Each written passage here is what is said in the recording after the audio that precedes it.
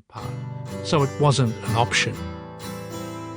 I can see way into the distance in both directions, and I'm confident that I will be able to see my rendezvous companion long before she sees me. It's only then, looking around, that I realise the Opera House forecourt is unusually busy. Some huge and colourful carnival tents have been set up right in front of the steps, an unwelcome intrusion I hadn't anticipated when it was agreed we'd meet here. I hope the additional crowds won't cause any confusion.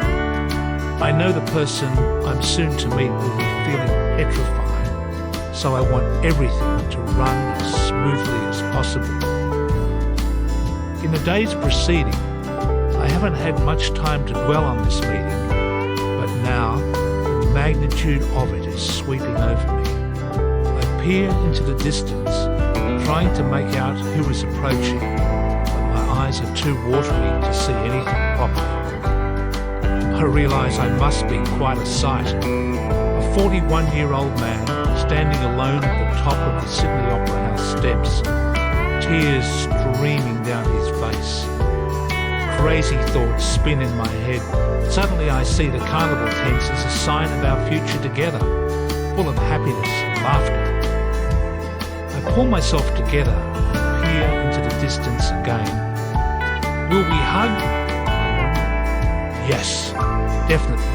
But what if she comes up behind me? I experience a little staccato of panicked thoughts when I realise that, although we've seen photographs of each other, photographs sometimes lie. What if I don't recognise her? We've never met. I've never heard her voice. Our scheduled meeting time is now only minutes away. I take deep breaths and try to meditate to stabilise my roller coaster of emotions. For some reason, my sensory awareness of everything around me is heightened. I see a solitary older woman about 400 metres away, coming from the direction of Circular Quay. Could that be her?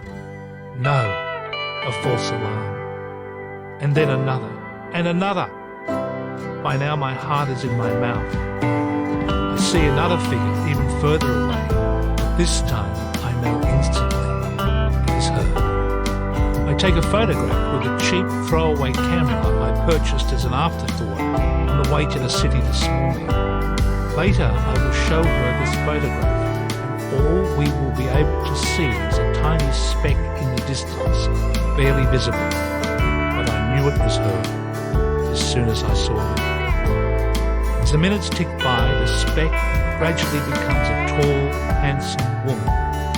She stops at the bottom of the crowded Opera House steps, and I bound crazily down towards her, like a man possessed. I startle a Chinese tourist standing between us as I hurtle in her direction, waving vigorously at the person just behind her. She moves out of my way just in time. "It's me! It's me! It's me!" I shout, pointing to my chest with my fingers. The woman looks up and sees me, and a broad smile spreads across her face. We are swallowed up in each other's arms, weeping, laughing, and hugging in a flood of emotion.